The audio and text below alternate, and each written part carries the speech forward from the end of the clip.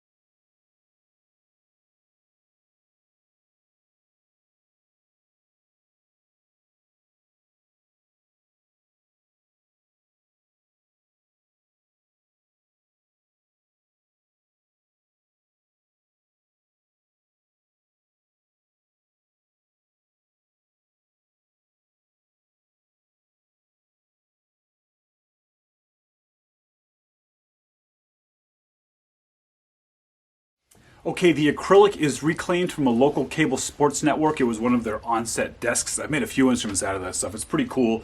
And the fingerboard is left over from a project I did on this channel a year ago with Jeff from Narwhal Labs. We made a micarta fingerboard. And the neck is one of my prototypes. I'm developing a sort of DIY kit again, but this one I want to be much different than my last one. It's going to be more like an a la carte where you can buy the parts that you want and whatnot. And when I do that, the fingerboards will be, you know, more generic than this crazy thing, of course. But I had that fingerboard laying around. I wanted to try it out. So more information coming on those next in the future. But that's why I cut the head out by hand instead of on the CNC when I made the neck, because that's the way the neck would go in the kit. So I'm pretty happy with the guitar. I think it looks really cool. It's coming for my upcoming art show that I have. I'm going to use it there. But I kind of have this feeling like I forgot something. And I don't know. Whatever. Be good.